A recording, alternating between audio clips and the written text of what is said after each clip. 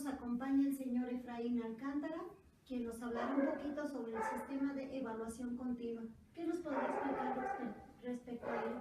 Sí, muchas gracias por la invitación y pues sí, el día de hoy traigo un tema de evaluación continua, un tema que desde el 2006, de acuerdo al Plan Nacional de Educación y a la reforma 2006, se viene viendo este tema de la evaluación continua, ¿no? Anteriormente, muy tradicionalistas con la educación, estábamos tan alineados de una manera para evaluar, para enseñar, y era tradicionalista 100%. Los tiempos van cambiando. Estamos hablando de un siglo XXI donde debemos de ser competentes en la educación. Los alumnos deben de salir competentes para realizar las actividades en un mundo globalizado. Ya no podemos pensar en el alumno en que solamente repite lo que aprende, memoriza. Debe de ser un alumno que sea capaz de resolver sus propios problemas en situaciones reales. La evaluación continua no se limita solamente a un examen. La evaluación continua son procesos de educación donde el maestro, el docente, el facilitador tendrá que guiarlo durante el proceso. Normalmente las escuelas tradicionalistas todavía no concretan esa parte. Son varias las escuelas en que los docentes tienen la función de ser guías para los alumnos, ¿no? La evaluación continua sabemos que debe de llevar los procesos donde el alumno debe alcanzar las metas. La evaluación continua, como se dice, su nombre bien lo dice, es continuo. No puedes dejar al alumno, como podría decirse, sin herramientas. Las herramientas básicas de la educación donde él debe de aprender se deben de ver reflejadas al final de los procesos educativos, ¿no? La evaluación, si tú me preguntas ahorita si la evaluación continua existe, son muchas las escuelas que lo están logrando, pero otras tantas sí necesitan focalizarse, coadyuvar dentro del ámbito educativo con los alumnos para llegar a las mejoras, ¿no? ¿Y tú crees que este proceso se lleve a cabo en todas las escuelas? Mira, contextualizando un poco, las escuelas a veces llevan los procesos de evaluación continua y aquí quiero hacer referencia sobre la forma de evaluar muchas veces de los docentes, ¿no? Se limitan a una calificación, se limitan solamente a un 5, a un 10.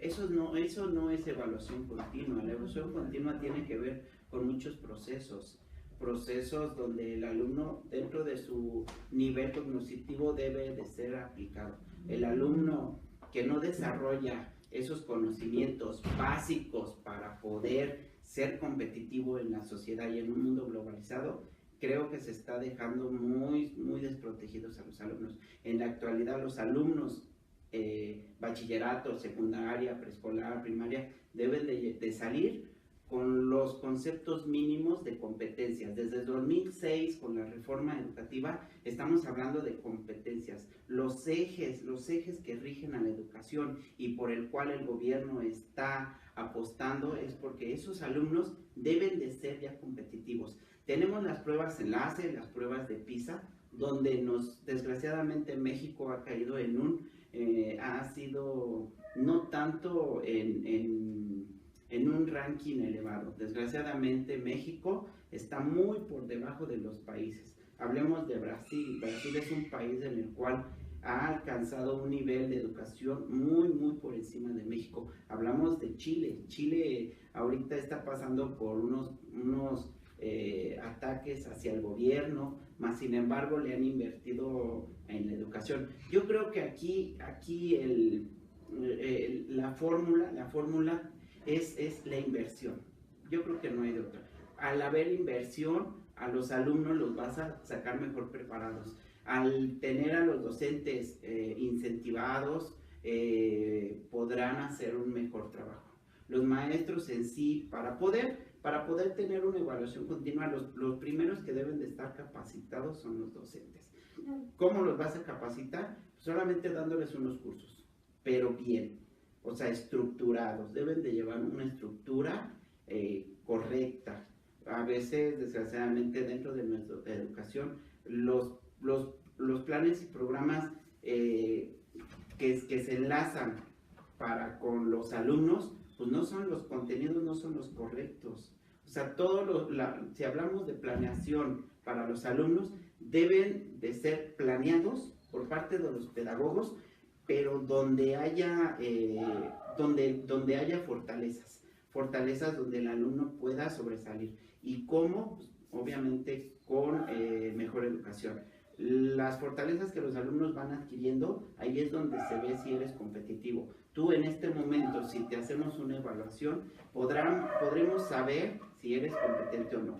Una persona que en este momento me dice, yo soy competente para esto, es porque lo tiene que desarrollar. No es nada más el discurso de decir soy competente, no, lo tienes que demostrar. ¿Y cómo lo demuestras? En el ámbito empresarial, no hay de otro. Desgraciadamente nuestros jóvenes de ahora no están saliendo lo mejor preparados. No con esto quiero decir que también salen muy deficientes dentro de la educación, pero creo que los alumnos merecen más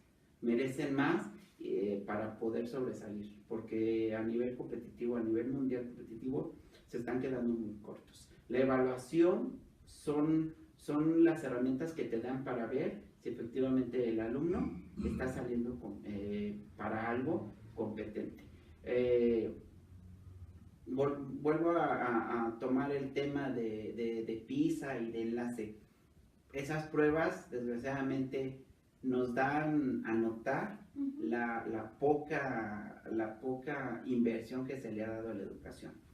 El gobierno creo que no apunta hacia una educación, necesita más la inversión.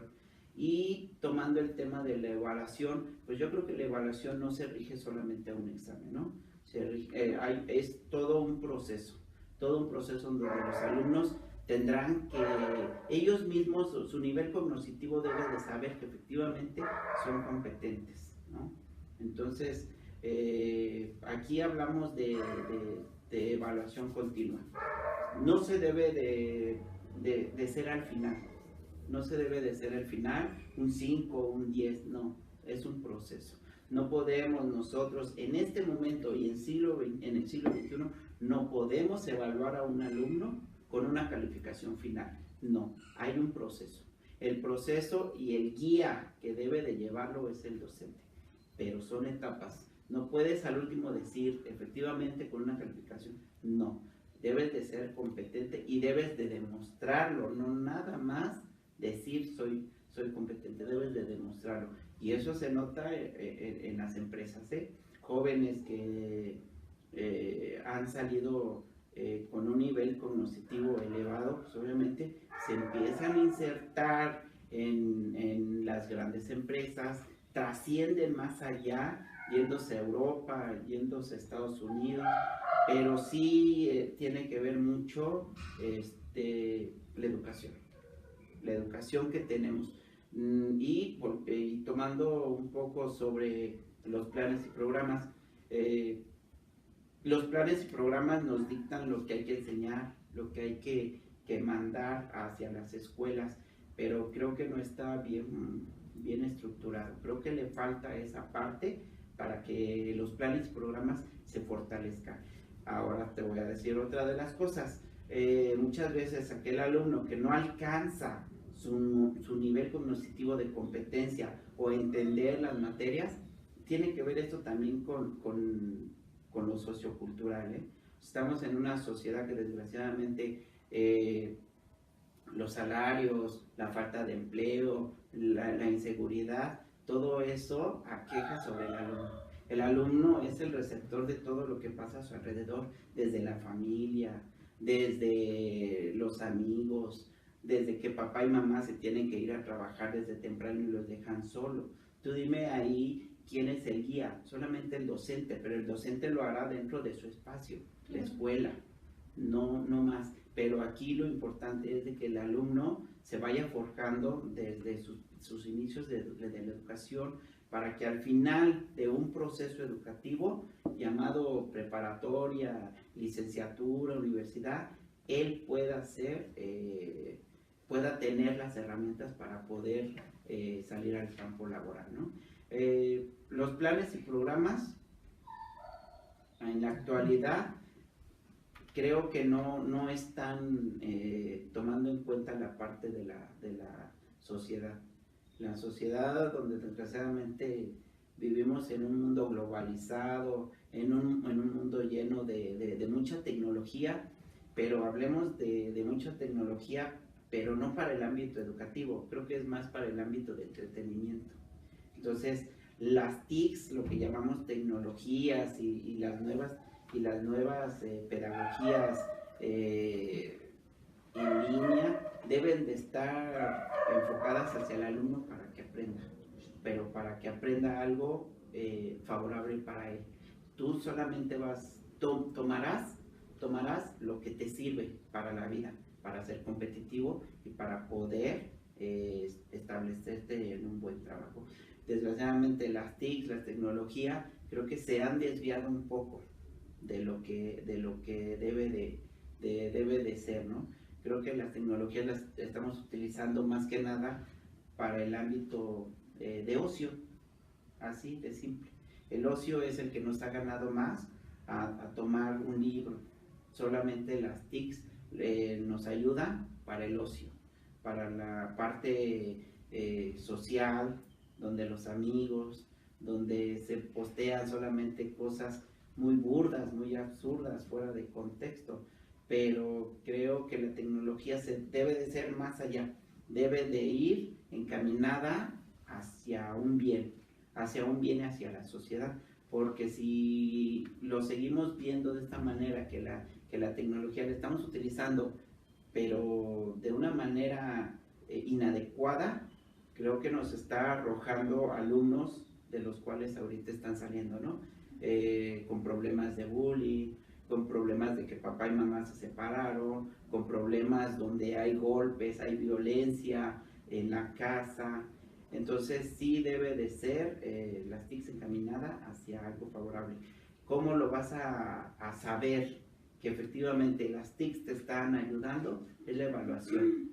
Dentro del internet habrá cuestionarios, habrá evaluaciones donde tú mismo podrás acceder a hacer exámenes para irte a una universidad, irte al extranjero, pero tendrás que ver por tu propia cuenta, estudiar y qué es lo que te sirve para poder, pues obviamente, sobresalir. Si no lo hacemos de esa manera, la evaluación se quedará en lo mismo que tenemos ahorita, solamente tajado a una calificación. A un 5 lo hiciste mal, a un 10 lo hiciste bien, ¿no? No es eso la evaluación continua. Son procesos de los cuales el alumno tiene que entender aquí qué tanto aprendió, pero no nada más aquí, sino llevarlo a la práctica, aplicarlo en su vida cotidiana, a la resolución de problemas, en el ámbito laboral. Alumnos que se insertan a muy temprana edad en el ámbito empresarial, pues se quedan muy cortos de lo esperado, ¿no? Habrá alumnos que llegarán de otras escuelas, pues obviamente con mayor conocimiento, ¿no? Pero sí tiene que ver ahí mucho el tutor, la persona, el orientador, el facilitador, donde constantemente lo está visualizando, ¿no? Pues muchísimas gracias por tu apoyo y sobre todo por sacarnos de esa gran duda que teníamos.